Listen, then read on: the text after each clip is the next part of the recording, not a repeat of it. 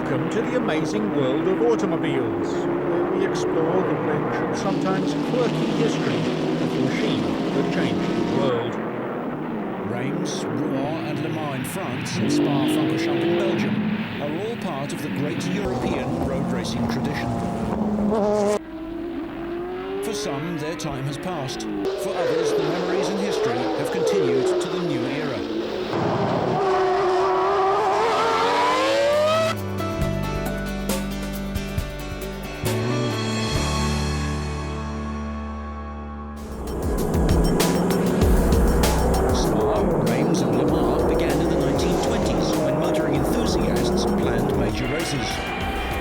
Racing was the European style, and the circuits developed from the earlier city-to-city races. For drivers, it was the road circuits that provided the greatest challenge, the highest speeds, and the greatest dangers.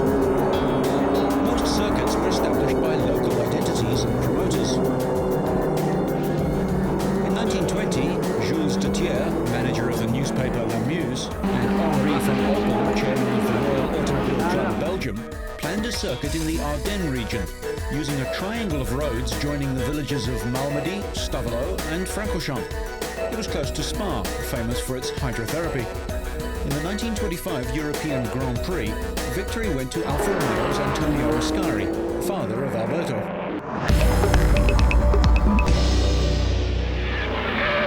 Spa developed through the 1920s and 30s. The Belgian Grand Prix in 1937 was won by Auto Union's Rudolf Hasse.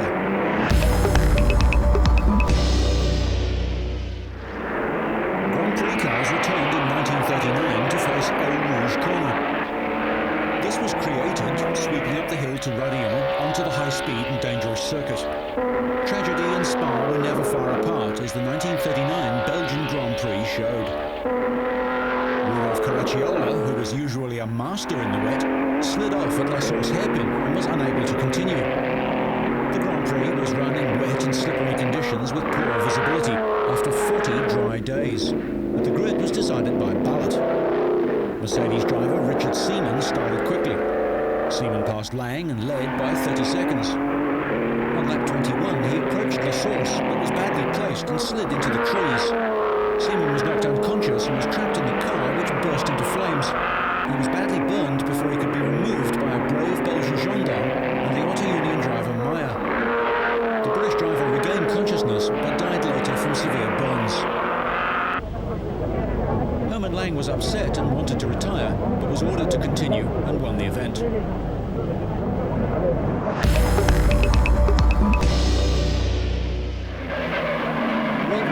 Stopped racing for 7 years, and the area had a tragic wartime history in the Battle of the Bulge. Racing resumed in 1947 with a mix of pre-war cars and drivers. There were also motorcycle races and the 24 hours of the RACB. This is the 1947 European Grand Prix, won by Jean-Pierre Vermeil in the Alfetta 158.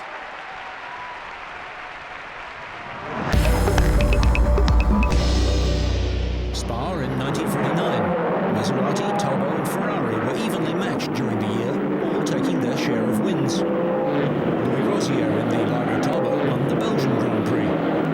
In 1950, the major Grand Prix were included in the new World Championship.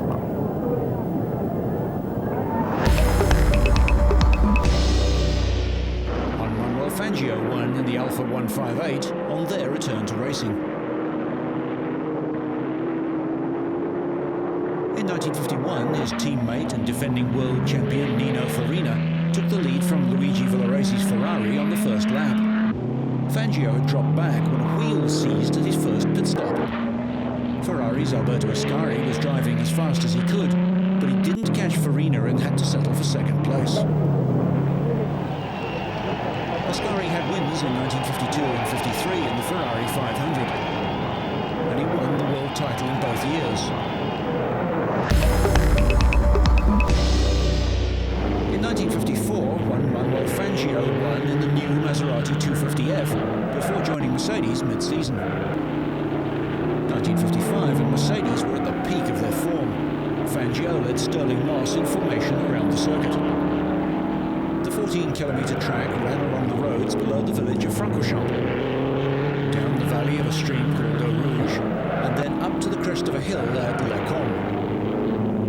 A long downhill section led to the bank turn at Bernville and on to the junction at Malmedy, along the valley floor to Master and through the infamous Master Kink. On to Stavelot, turning back up the valley towards Francorchamps, passing through Blanchemont.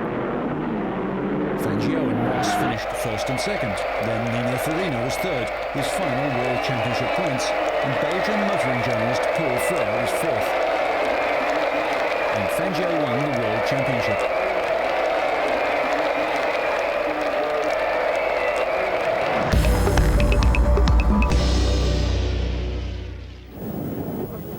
Changeable weather is always a factor at Spa. One part can be dry, while further along the valley there's a downpour.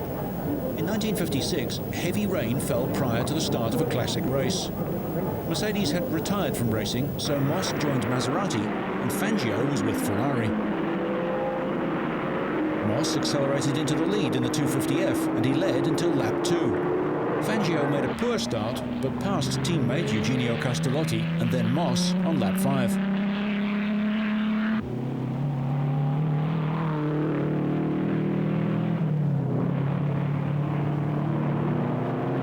Maserati couldn't match the speeds of the Lancia Ferraris. Moss tried hard, but he was 8 seconds behind after 10 laps.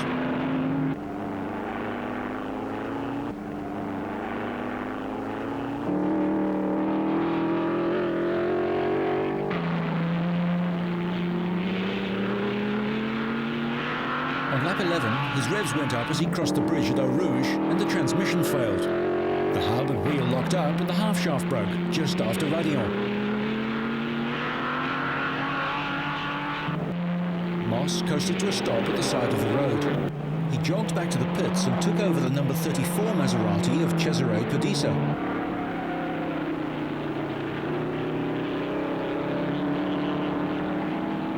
By the time he was back in the race, he was in 6th place, behind Jean Behra and Harry Schell, but made up those lost places.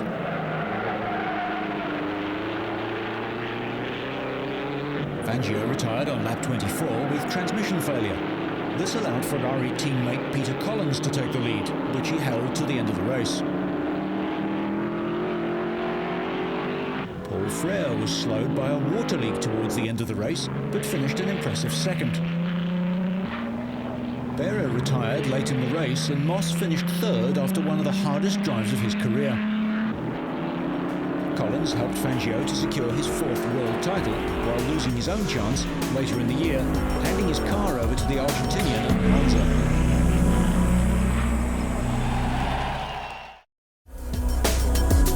There was no Grand Prix at Spa in 1957 for financial reasons.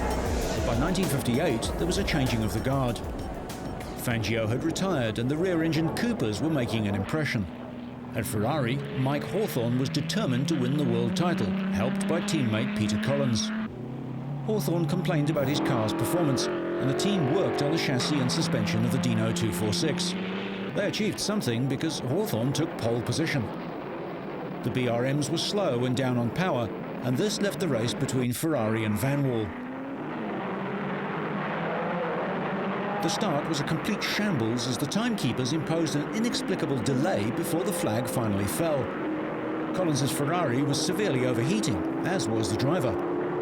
Hawthorn and Musso made bad starts, so Sterling Moss led away to Eau Rouge in the Van Wall. His lead was short-lived because he missed a gear accelerating out of Stavelot and overrevved the engine. Brooks led at the end of the first lap and had a tremendous dice with Collins. At the end of lap 5, Collins had to retire with a cooked engine. So Brooks led with Hawthorn second and Musso third.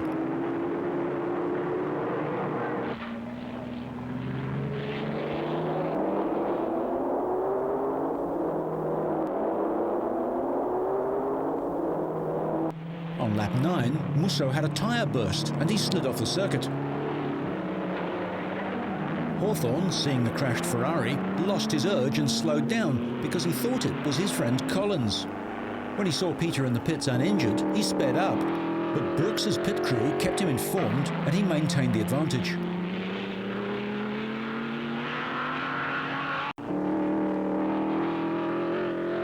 Lotus driver Cliff Allison enjoyed the high speeds of Spa. The thing I like going fast, you know, the faster the car went, the better. I had no fear of speed at all, and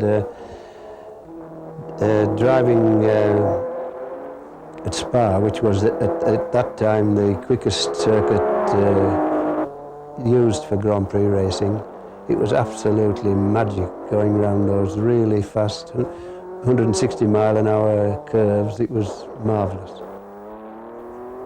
Cliff Allison was driving the race of his life. He'd won his battle with the Coopers of Brabham and Salvadori and was now up to 4th, a great performance with a fragile Lotus 12.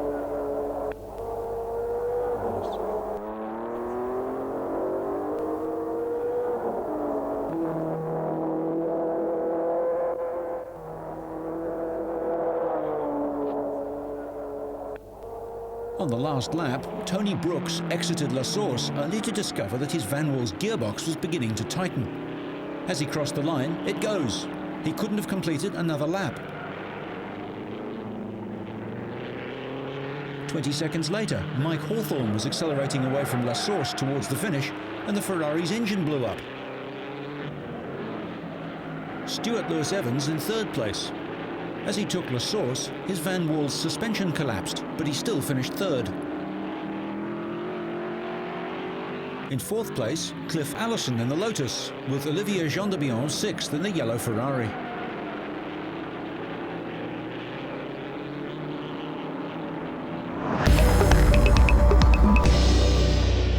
There was no race in 1959. Jack Brabham won a tragic Grand Prix in 1960, an event which cost the lives of Alan Stacey and Chris Bristow and saw a serious accident to Stirling Moss during practice. In 1961, the 1.5-litre formula was in force and Ferrari had the advantage over their rivals. John Surtees was establishing himself in Grand Prix racing, having made the change from motorcycles to cars. He was with the Yeoman Credit team.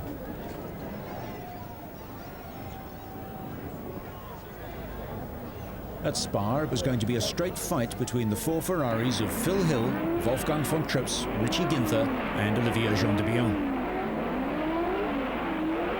Von Trips puts his helmet on, and the yellow Ferrari in the Belgian national colours is driven by Gendebien.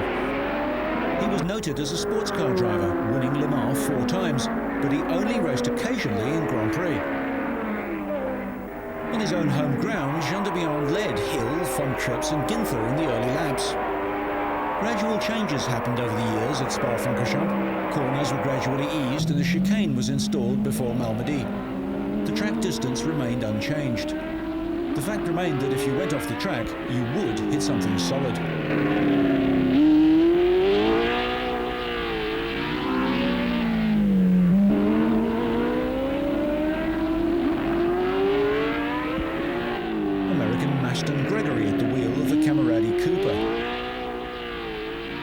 Surtees in the Yeoman Credit Cooper, one of the first examples of a fully sponsored racing team.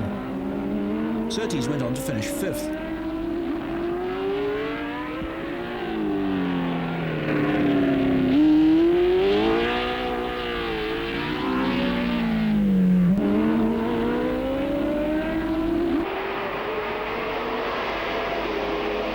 The Porsches of Dan Gurney and Joe Bonnier circulate together. Porsche only had a brief time in Grand Prix racing, but scored 1 win. Dan Gurney in the 1962 French Grand Prix, the only one for an air-cooled engine in GP racing. Gurney finished 6th in this race. Porsche did return with the World Championship winning tag McLarens in 1984, 85 and 86, and less memorably with footwork arrows in 1991. It was Ferraris 1, 2, 3 and 4. Hill, von Trips, Ginther and Gendebien. Phil Hill became the first American driver to win the world title.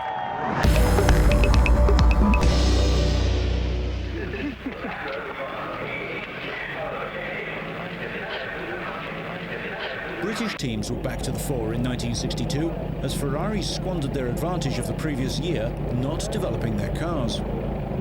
Graham Hill in the BRM was fastest in practice. Jim Clark looked relaxed, despite thoroughly disliking the track. In his first international race in 1958, Clark had seen Archie Scott Brown crash and die, which nearly put him off racing for good. Graham Hill led away from the start, followed by Trevor Taylor's Lotus and Bruce McLaren's Cooper. Hill led at the end of lap 1 and appeared to be in control. On lap 2, a mysterious misfire dropped him back behind a stirring battle between Taylor's Lotus and Maserati's Ferrari.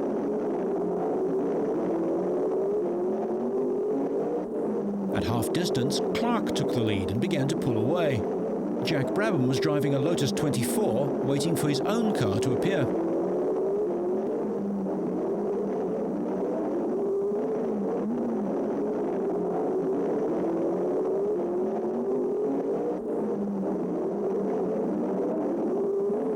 Shortly after, Taylor and Maserati touched and crashed. Wild Willie was severely burnt in the accident.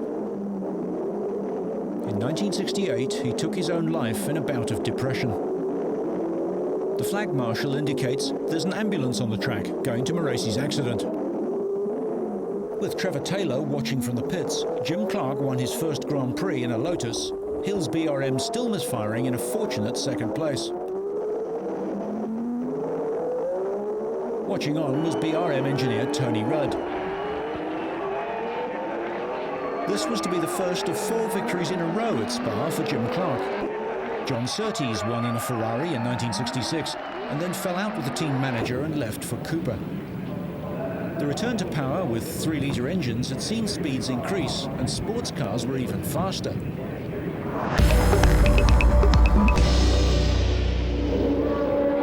In 1966, Jackie Stewart began thinking deeply about the dangers of road circuits while he was trapped inside his upside-down BRM with fuel leaking all over him for 25 minutes. He was rescued by Graham Hill and Bob Bondurant, and with no marshalling or medical backup, Stewart was put into a van, taken to the first aid post and eventually to hospital. This was the start of the organisation and improvement in racing safety.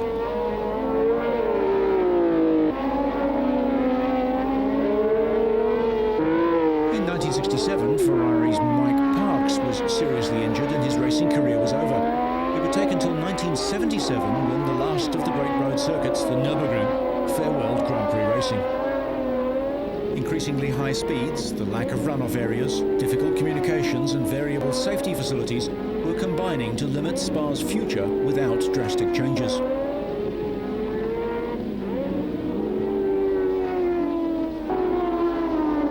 Dan Gurney scored the only win for his All-American Racers Team Eagle Westlake in 1967. In 1968, another constructor driver, Bruce McLaren, scored his 4th and final Grand Prix win, and the only one in a McLaren.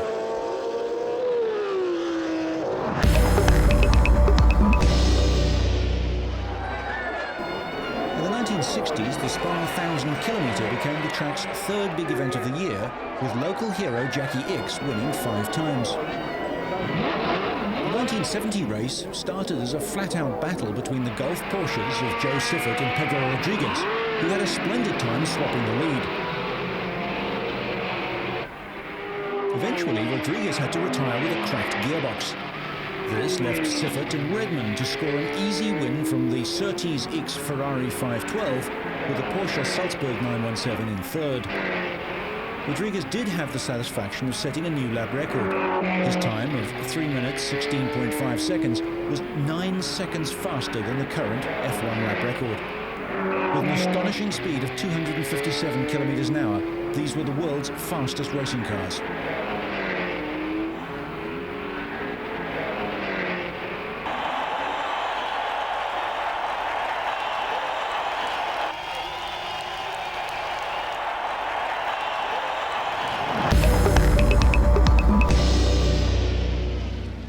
The final Grand Prix on the full 14-kilometre-long track was held in 1970. Pedro Rodriguez had more luck and won in the BRM. Safety, however, eventually became an issue, and Spa was just too fast. The Grand Prix moved to the characterless Nivelles circuit near Brussels, and later to the tight Zolder circuit near Hasselt. Would Spa go the way of other road tracks and simply fade away? After 9 years, a new track was created, using many of the famous corners of the circuit in the valley. The new new track was 6.96 kilometres long, with better internal access. The key features of La Source, Eau Rouge and Blanchiment remained. A section linked Le Combe with the return leg of the old circuit near Blanchiment. The new track was opened in 1979. Even with the changed track, Spa remains a challenge. From the start line, down into the roller coaster at Eau Rouge. Michael Schumacher described it like this.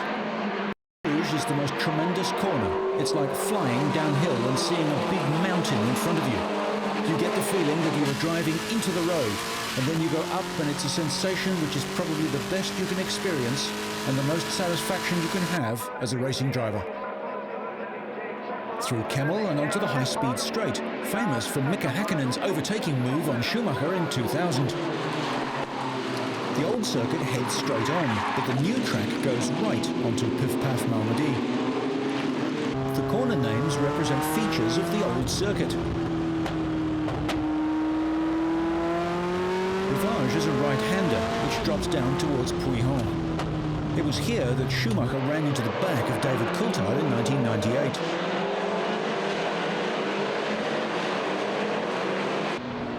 Schumacher said, "It is without doubt the best circuit in the world. The kind of atmosphere you get at Spa is something akin to the old Nürburgring. It is the only place which still has this quality and atmosphere."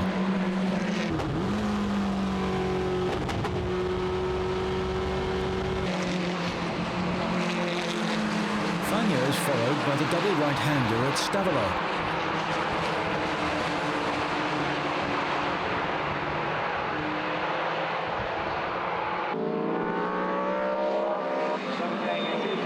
We rejoin the original track on the public road at Blanchiment.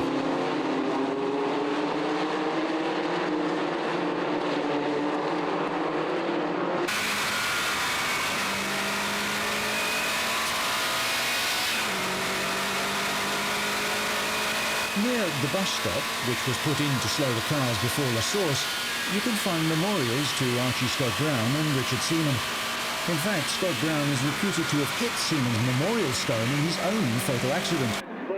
A walk around the circuit reveals many such memorials, a grim reminder of the dangers of the original circuit.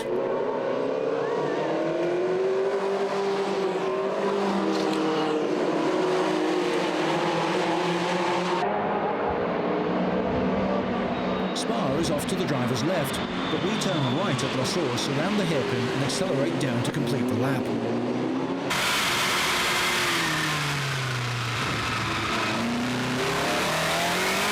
Dipping down to Eau Rouge again, the original road goes left and turned back through a hairpin at Assiens-Douan. The chicane was installed in Eau Rouge after Alex Zenari's accident in 1993.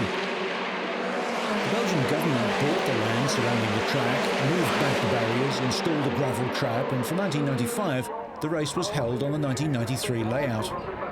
Further work was undertaken for 2002.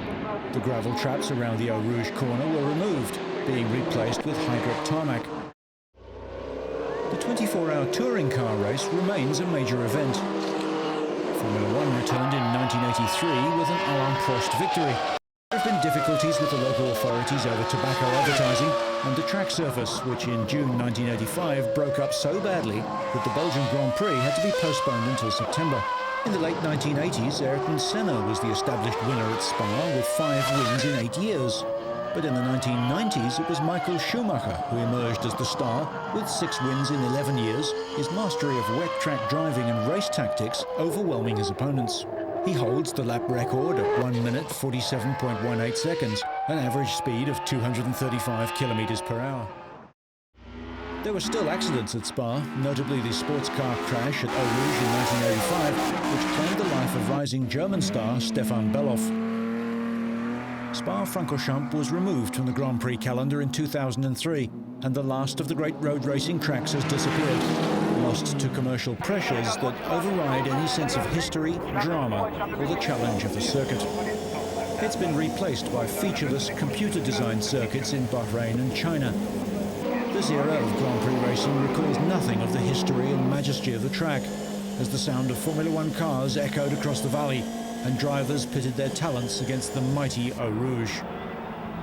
You can still drive around most of the original circuit. It will continue to be used for the 24-hour touring car race and national events, but for Grand Prix racing, Spa-Francorchamps has had its last race, for the moment.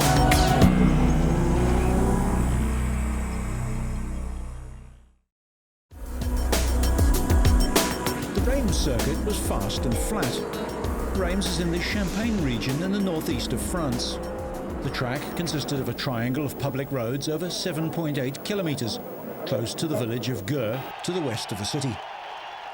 In the 1930s, it hosted the Grand Prix de la Marne, and gradually permanent structures grew up. In 1938, Reims took over the arrangements for the French Grand Prix after some political intrigues. The AC de Champagne, led by Raymond Toto Roche, cut down trees and widened the road between Gurs and Tilloy in a quest for even more speed. Auto Union entered cars for Hasse and Kautz, and France was represented by Talbots, Bugattis and the CFAC. Both Auto Unions crashed on the first lap, and Manfred van Brautich won from Caracciola and Lang.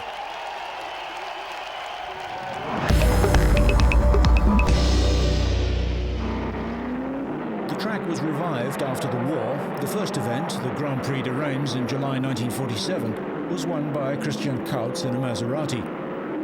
Alberto Ascari made his Grand Prix debut. In 1948, Jean-Pierre Vermeulen won the French Grand Prix in the Alfa 158. Tazio Nuvolari took over Villaresi's Maserati for a few laps in his last ever Grand Prix.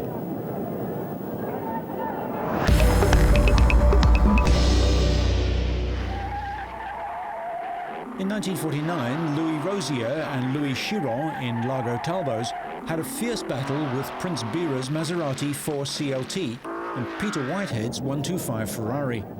Chiron won, repeating his pre-war French Grand Prix success.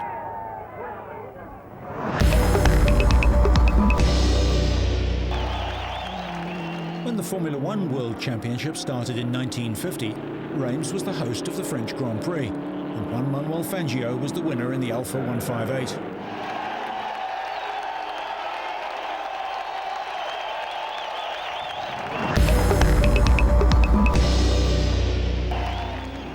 By 1951, Fangio was at the top of his form, but the Alfas were under pressure from the Ferraris. At the first pit stops, Fangio took over the car from Fagioli. The veteran Fagioli was so upset that he retired from Grand Prix racing on the spot, despite co-driving the winning car.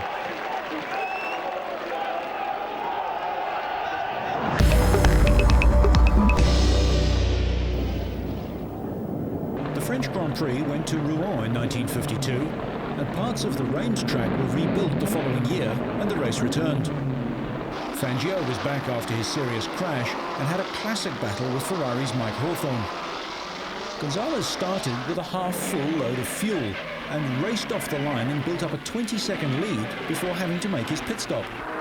Hawthorn and Fangio crossed the line side by side. On the last lap, Hawthorn had a slight advantage over Fangio, Gonzalez and Ascari. The four cars approached Tilloy corner. Hawthorn out-accelerated Fangio and won by a car's length. Gonzalez was third, followed by Ascari, Farina and Villaresi.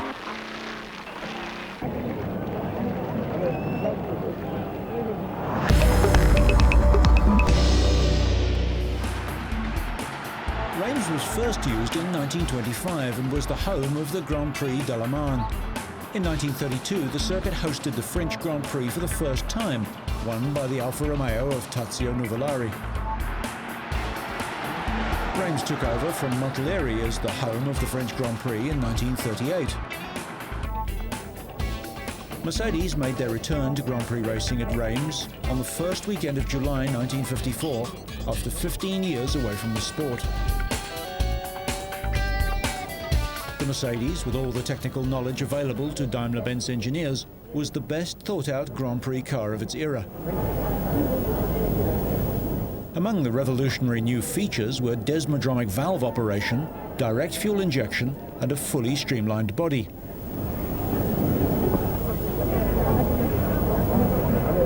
The straight 8-cylinder W196 Mercedes were prepared for Fangio and German drivers Karl Kling and Hans Hermann. They were up against Maserati 250Fs and Ferraris.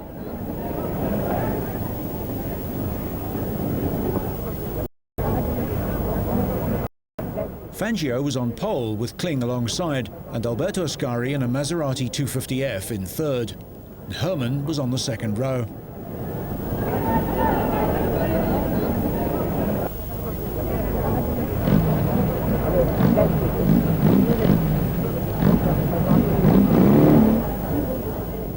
The doyen of French motor racing, Charles Ferrot, flagged the drivers away.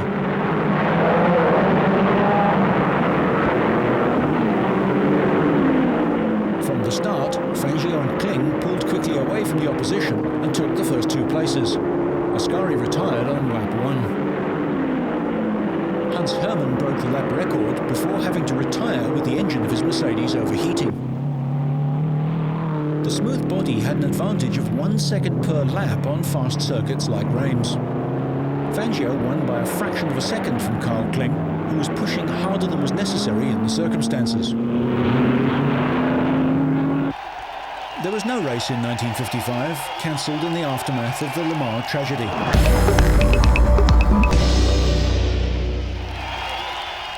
In 1956, with Mercedes retired, Maserati, Lancia Ferrari and the newcomer Van Wall were the three main contenders. Maserati weren't ready for the French Grand Prix, having tried to prepare 28 cars over 2 weeks, the majority for the Supermaggiore sports car race. The 250F was never at its best on high-speed circuits, but the aerodynamic Van Walls couldn't take advantage, and it turned out to be a Ferrari walkover. The win to Peter Collins in his best championship year, with Eugenio Castellotti second and Fangio third.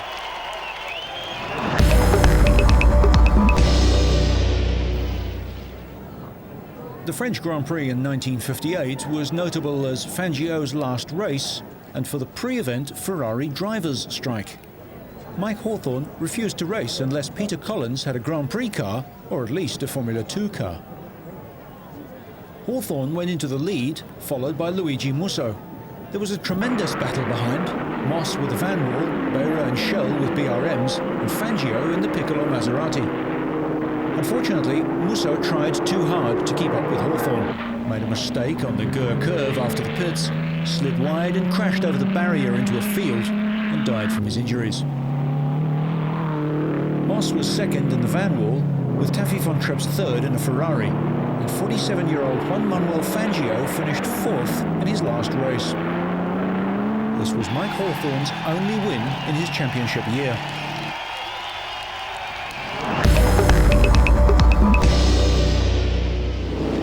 In 1959, Tony Brooks was the winner in the streamlined Van Wall.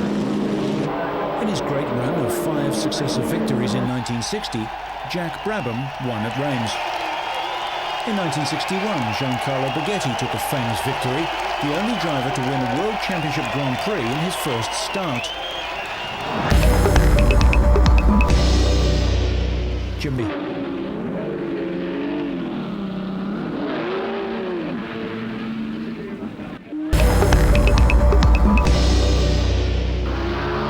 The final Grand Prix at Reims was in 1966. The race was won by Jack Brabham in the Repco Brabham.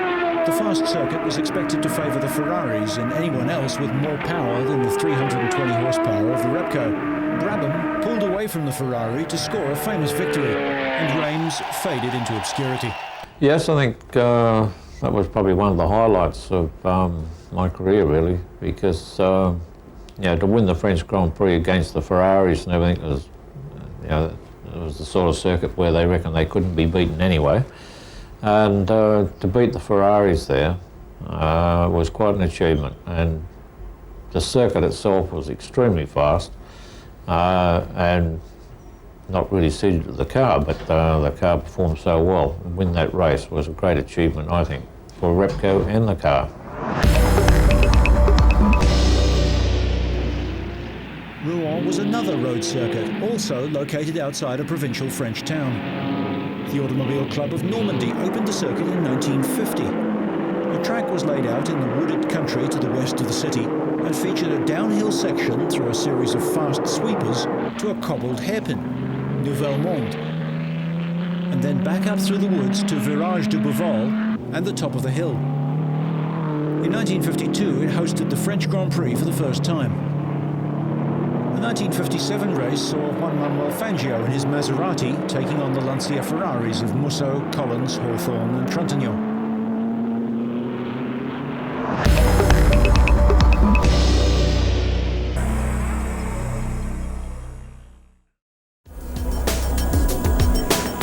One track that's outlasted them all is Le Mans. And that may be due to the fame of the 24-hour sports car race, rather than just the track itself.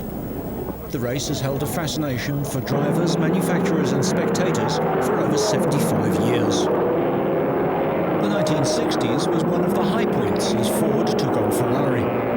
The track was little changed from the 1950s, but speeds had increased with the Ford GT40 reaching over 320 kilometers per hour along the 6 kilometers of the Mulsanne Straight. From the start in 1964, the GT40 was quick, but had to give way to the pressure from Surtees and Bandini in the Ferrari.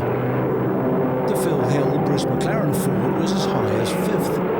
The Maserati retired from 3rd place with electrical problems.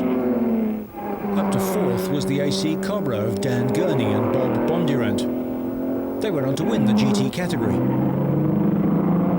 The race was won by the 3.3-litre 275p Ferrari of Vacchiarella and Guichet, with Hill Bonnier second and Surtees Bandini third. Ferrari also won the Index of Performance. These wins were very important to Ferrari commercially, helping their road car sales.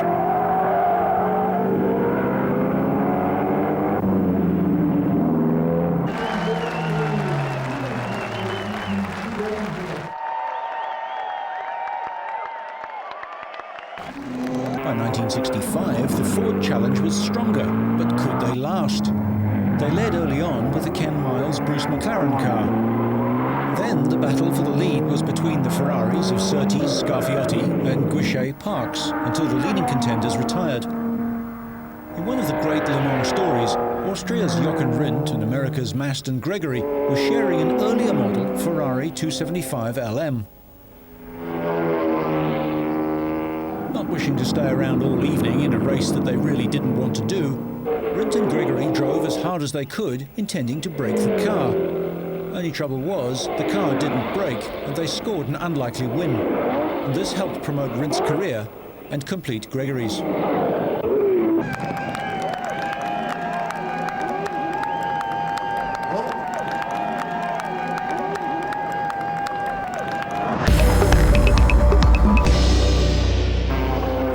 Scored 9 victories, including 6 in succession. But this was to be the end of their dominance, as the resources of Ford were far in advance of what Ferrari could muster. In 1966, New Zealanders Chris Amon and Bruce McLaren broke through for Ford's first win. In 1967, Mike Spence and Phil Hill in the high-wing Chaparral were running a strong second. However, the Chaparral's automatic transmission broke down. 3 of the Fords crashed out, but Dan Gurney guided teammate AJ Foyt, who was more used to oval track racing, to the win.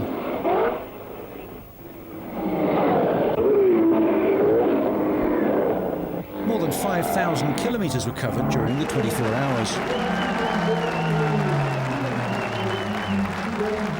1968 had seen the end of the massive Ford presence, and a smaller team, run by John Wyer in the blue and orange Gulf oil colours, was the winner in the 3-litre version of the GT40. In 1969, the GT40 lined up against the growing Porsche challenge of 908s, and especially the 4.5-litre air-cooled 917s. This was the last of the traditional Le Mans starts, and Jackie Ickx walked across to his car and started last. An early accident at White House took the life of John Wolfe. The Stommel & Ahrens and the Siffert Redman 917s were running first and second.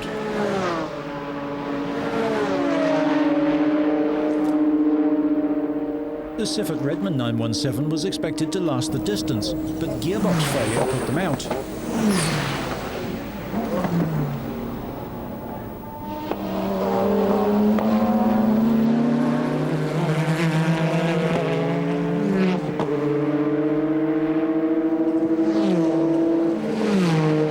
like driving around the famous circuit in the 1960s? The multi-skilled Vic Elford and Chris Amon explain. We're approaching up 240 miles an hour. With any other car except the 917, one comes down the straight absolutely flat out. Before the end of the straight, there is a very fast right-hand curve, which is taken at about 200 miles an hour, which means that in our case we must lift off for that corner. We then come to the crest approaching Mulsanne Corner, so that as we approach Mulsanne Corner, we are still only doing about 200 miles an hour, the same as most other people. And we put the brakes on at about 300 yards, because Mulsanne Corner is just a 30-mile-an-hour corner, whichever car you're driving, and we've got to come down from 200 to 30 in about 300 yards. What other problems are there? The sun going down and getting up in the morning in the light for a period of 45 minutes, perhaps even an hour, is very bad and it's very difficult to see. I find the worst time is in the morning normally, because firstly you're tired and secondly you've probably got oil on the windscreen. Jackie Oliver waits to climb aboard the GT40 number 6.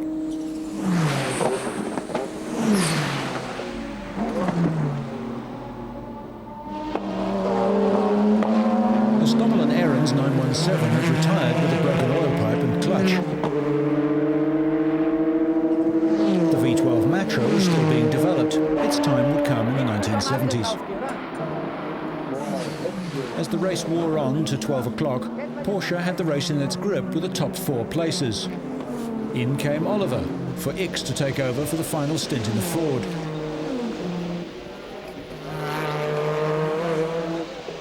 Then suddenly there was drama for Porsche. The 908 had a repeat of the clutch problem that put the Redmond-Sifford car out. The Elford Atwood Porsche was also out.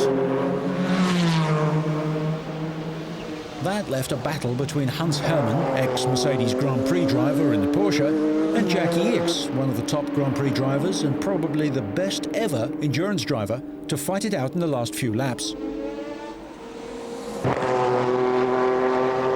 Hermann led, but on the final lap, Ickx found a way past.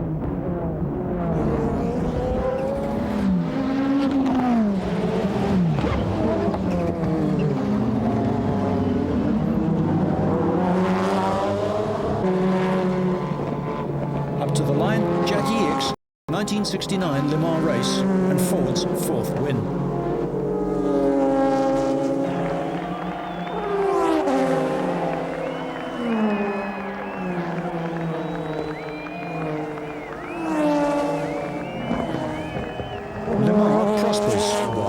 Circuits we've seen have now reverted to their original use as public roads, or have lost their international status.